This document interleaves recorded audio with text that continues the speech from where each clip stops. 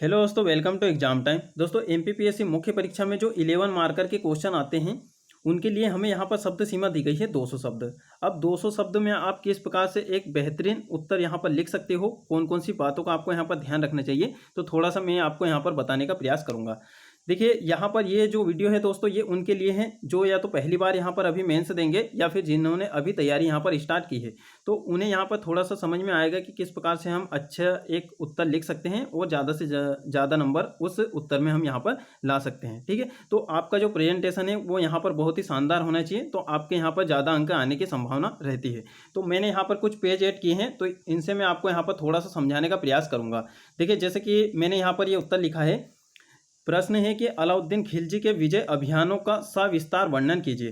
ठीक है, तो लास्ट में जो वर्णन करना, विवेचन और उसके बाद में मूल्यांकन करना, तो इन शब्दों को भी आपको यहाँ पर समझना होगा। अब यहाँ पर लिखा है सविस्तार, यानी कि आप उसका विस्तार से यहाँ पर बताइए कि किस प्रकार से अलाउद्दीन खिलजी ने अपने विजय अभियान को सफल बनाया।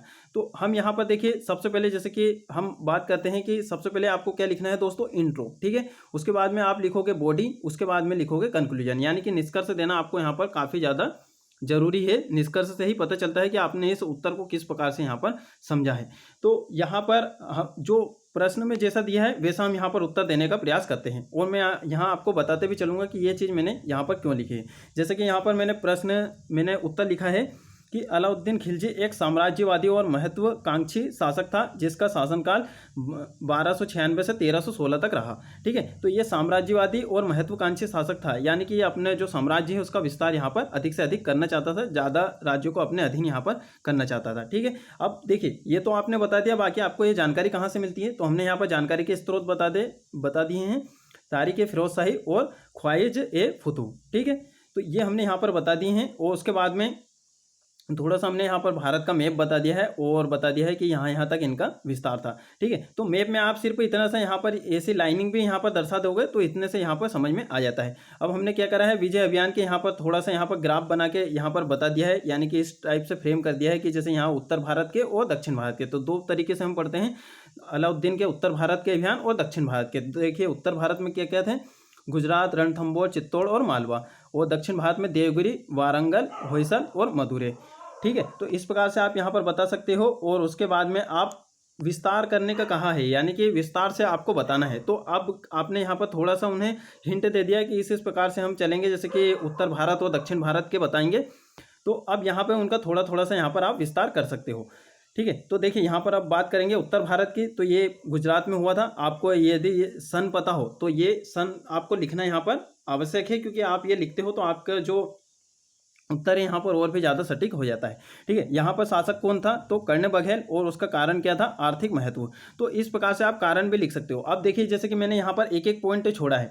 अब यहाँ पर जो गुजरात में जो इन्होंने अभियान चलाया था, तो यहाँ पर सेना नायकत्व या फिर नेतृत्वकर्ता कौन था, उसका भी आप यहाँ पर एक पॉइंट यहाँ पर लिख सकते हो, यानी कि हर एक अभियान में आप 3-3 पॉइंट लिख सकते हो। एक तो शासक हो गया, कारण क्या था, और वहाँ पे नेतृत्वकर्ता कौन था। ठीक है, आप यहाँ पर देखोगे जो चित्तौड़ है दोस्तों, केवल यहीं पर गया था अलाउद्दीन खिलजी, यहाँ का नेतृत्व स्वयं उसने ही किया था, अलाउद्दीन खिलजी ने। बाकी सभी जगह के नेतृत्व किसी ने मलिक काफिर ने किया है, और कहीं अन्य व्यक्तियों ने यहाँ पर किया है। तो आप यहाँ पर नेतृत्वकर्ता के भी यहाँ पर नाम लिख सकते हो। ठीक है, तो हमने उसी प्रकार से यहाँ पर रणथंबोर बता दिया, चित्तौड़ यहाँ पर बता दिया। ठीक है, इस प्रकार से यहाँ पर फर्स्ट पेज हो गया, यानी कि हमें यहाँ पर 2 पेज में आंसर लिखना है 11 मार्कर का। अब देखिए, दूसरे पेज में मैंने क्या लिखा है, देखिए, एक और हमारा अभियान रह गया था, जैसे कि मालवा वाला। ठीक है, तो मालवा का शासक, कारण आपने बता दिया। उसके बाद में आप दक्षिण भारत के यहाँ पर अभियान बता दोगे, तो दक्षिण भारत में भी आप यहाँ पर सन बता दोगे, देवगिरी, वारंगल और द्वार समुद्र और पांड्य। ठीक है, तो इनमें कौन कौन से शासक रहे हैं, क्या क्या कारण रहे थे, वो आपने कारण बता दिया। और आप चाहें तो इसमें जैसे मैंने बताया एक पॉइंट और ऐड कर सकते हो कि नेतृत्वकर्ता कौन थे, ये आपने लिख दिया। उसके बाद में आपको निष्कर्ष इस प्रकार से यहाँ पर लिख सकते हो। ठीक है, उन्होंने क्या बोला है, अलाउद्दीन खिलजी के विजय अभियानों को सविस्तार यहाँ पर बताइए। तो आप जितने भी विजय अभियान है उसी के अकॉर्डिंग आपका यहाँ पर क्या होना चाहिए, निष्कर्ष होना चाहिए कि इस तरह अलाउद्दीन खिलजी ने व्यवहारिक कुशलता का परिचय देते हुए उत्तर से दक्षिण तक अपना प्रभुत्व स्थापित किया, और इन नीतियों से वहाँ समुद्रगुप्त का पश्चिमगामी और अकबर का पूर्वगामी यहाँ पर नजर आता है। ठीक है, तो इस प्रकार से आप यहाँ पर निष्कर्ष दे सकते हो। तो ये हमारा अलाउद्दीन खिलजी यहाँ पर कंप्लीट हो गया, यानी कि 200 शब्दों में यहाँ पर लिखना था, ये 200 शब्द हमारे कंप्लीट हो गए हैं। ठीक है, तो आपको यहाँ पर शब्द गिनना नहीं है, आप 2 पेज यहाँ पर लिख दोगे तो यह आप मान के चलिए कि आपके 200 शब्द यहाँ पर कंप्लीट हो गए।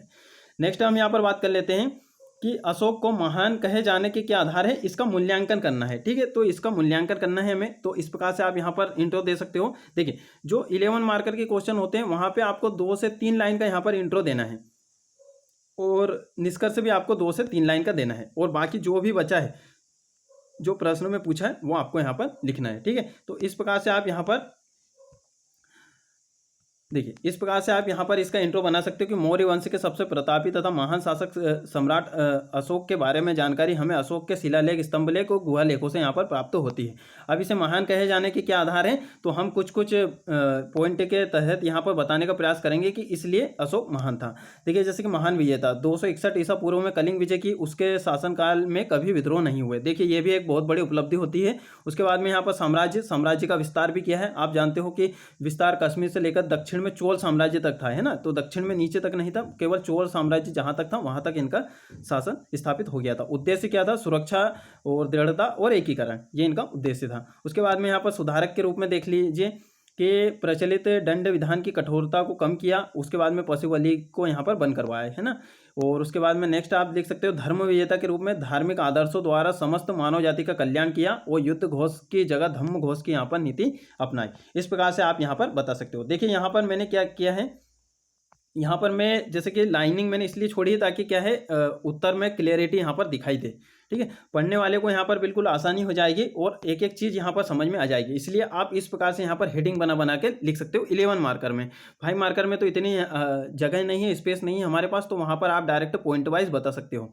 उसके बाद में यहाँ पर नेक्स्ट में मैंने लिखा है, देखिए, कला के संरक्षक। ठीक है, कला के संरक्षक में आप ये वीडियो को पॉज करके देख सकते हो मैंने क्या क्या लिखा है। विश्व शांति के अग्रदूत, उसके बाद में धर्म प्रचारक के रूप में, और उसके बाद में यहाँ पर थोड़ा सा हम एक मूल्यांकन का यहाँ पर पॉइंट लिख सकते हैं। ठीक है, तो इस प्रकार से हमने जो जो पॉइंट बताए हैं, यानी कि उसकी जो उपलब्धियाँ बताई है, उसी के आधार पर हमने यहाँ पर उसका मूल्यांकन कर दिया। देखिए, मूल्यांकन में आप इस प्रकार से यहाँ पर लिख सकते हो कि अशोक एक प्रबल विजेता, कुशल प्रशासक तथा सच्चा मानव हितैषी था। वहाँ समाज सुधारक ही नहीं वरन एक महान धर्म प्रचारक भी था। ठीक है, और उसके बाद में किसी इतिहासकार का यदि मत आता है कि कोई किसी इतिहासकार ने कुछ कहा हो उस शासक के बारे में, तो वो काफ़ी ज़्यादा इंपॉर्टेंट रहता है। तो इससे क्या है, एग्जामिनर जो चेक करेगा आपकी कॉपी, तो उसको यहाँ पर समझ में आएगा कि हाँ, इन्हें ये चीज़ भी पता है कि कौन से इतिहासकार ने इसके बारे में क्या कहा है।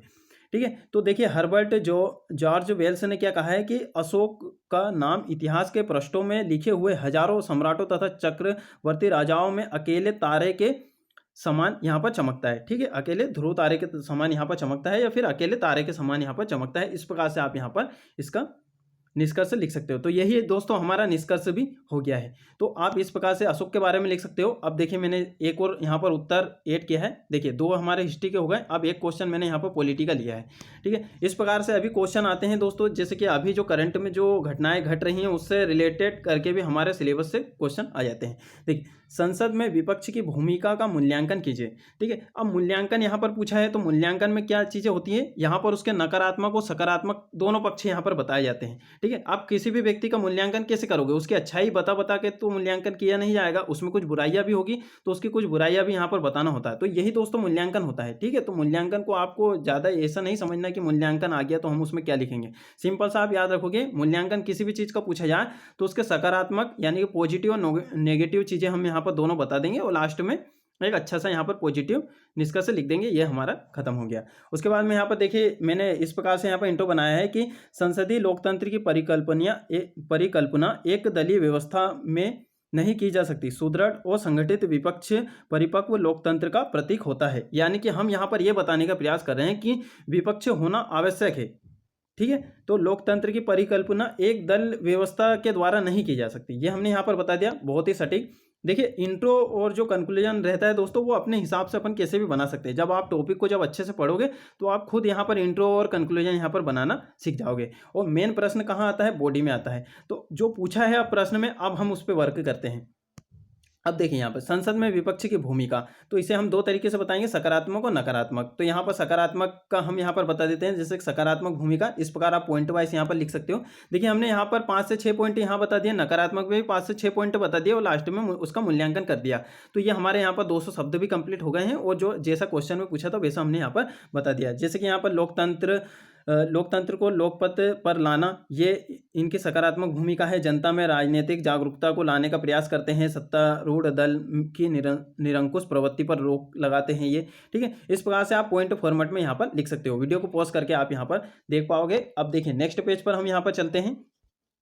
यहाँ पर मैंने लिखा है इसकी नकारात्मक भूमिका, ठीक है। तो देखिए फर्स्ट पेज पे हमारा क्या क्या आ गया, फर्स्ट पेज पे दोस्तों हमारा आ गया इंट्रो, ठीक है, इंट्रो आ गया। उसके बाद में यहाँ पर एक सकारात्मक पक्ष वाला पॉइंट आ गया।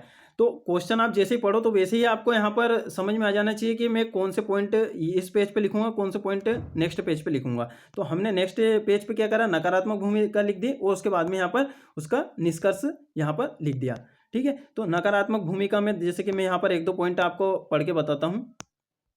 देखिए यहाँ पर मान्यता प्राप्त विरोधी दल का लंबे समय तक अभाव रहता है, ठीक है। उसके बाद में यहाँ पर नेक्स्ट बात करते हैं, अनुत्तरदायी दल देश में अराजकता फैलाने का यहाँ पर कार्य करते हैं। अनुत्तरदायी जैसे कि वो अपने कर्तव्य का सही से पालन नहीं करते हैं, तो ये भी अराजकता फैलाने का ये कार्य करते हैं। नेक्स्ट है बुनियादी सिद्धांतों पर एकता का अभाव यहाँ पर होता है। तो इस प्रकार से आप यहाँ पर 5 से 6 पॉइंट बता के इसे कंप्लीट कर सकते हो। देखिए आप जैसे कि यहाँ पर मैंने एक कथन भी ऐड कर दिया है, जैसे कि श्री पट्टाभी सीतारमैया ने ये कहा है कि विपक्ष का संपूर्ण दृष्टिकोण नकारात्मक एवं विनाशकारी है। तो ये इन्होंने बताया है, क्योंकि हमने नकारात्मक पॉइंट के बाद में लिखा है इसलिए।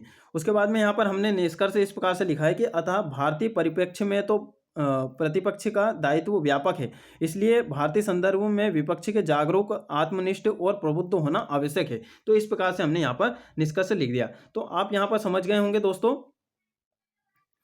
ठीक है। यहाँ पर आप समझ गए होंगे कि जो 11 मार्कर क्वेश्चन है और 5 मार्कर क्वेश्चन है वो उनका जो लिखने का जो तरीका है वही एक जैसा ही है, ठीक है। इंट्रो, बॉडी और कंक्लूजन, ये 3 चीज़ आपको ध्यान रखना है। इंट्रो आप खुद से बना सकते हो जैसा भी आपको बनाना है। उसके बाद में बॉडी में वो चीज़ लिखी जाती है जो प्रश्न में पूछा गया है। अब यहाँ पर जो 11 मार्कर होते हैं इसमें कुछ नहीं करना, उन पॉइंट का थोड़ा सा यहाँ पर विस्तार कर देना है। अब जैसे कि अगर ये वाला क्वेश्चन, यही वाला अगर क्वेश्चन ऐसा पूछते कि संसद में विपक्ष की सकारात्मक भूमिका बताइए, तो सिर्फ हम यहाँ पर इसके 5 से 6 पॉइंट लिख के इसी प्रकार से यहाँ पर लिखते हैं।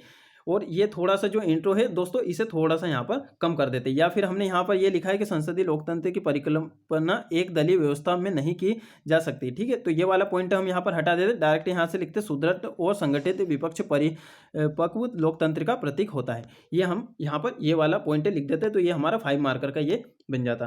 तो दोस्तों मैंने यहाँ पर आपको बताने का प्रयास किया है किस प्रकार से आप 11 मार्कर के क्वेश्चन को यहाँ पर डील कर सकते हो, और जहाँ जहाँ आपको मैप की आवश्यकता लगे तो इस प्रकार से आप छोटा सा यहाँ पर मैप बना सकते हो। क्योंकि 5 मार्कर में भी ज़्यादा यहाँ पर डायग्राम वगैरह बनाने का यहाँ पर ज़्यादा स्पेस नहीं है।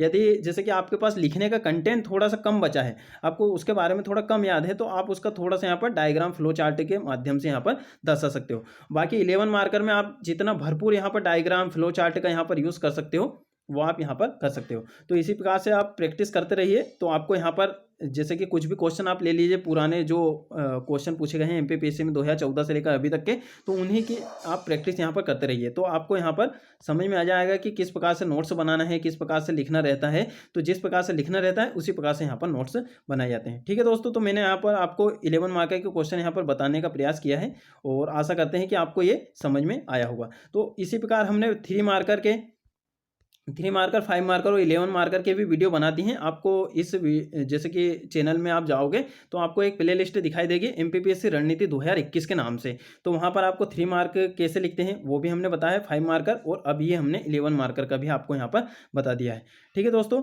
तो इस प्रकार से आप यहाँ पर लिख सकते हो। बाकी यहाँ पर समय समय पर हमारे यहाँ पर महत्वपूर्ण वीडियो यहाँ पर आते रहेंगे, और बाकी अगर कोई सी भी क्लास यहाँ पर स्टार्ट होती है तो हम आपको यहाँ पर सूचित कर देंगे, ठीक है दोस्तों। और बाकी आप हमारे फेसबुक, टेलीग्राम और व्हाट्सएप ग्रुप से जुड़ सकते हो, वीडियो के डिस्क्रिप्शन में आपको लिंक मिल जाएगी, ठीक है दोस्तों। मिलते हैं फिर नेक्स्ट वीडियो में, और इससे संबंधित यदि आपके कोई भी डाउट हो तो आप यहाँ पर कमेंट में पूछ सकते हो।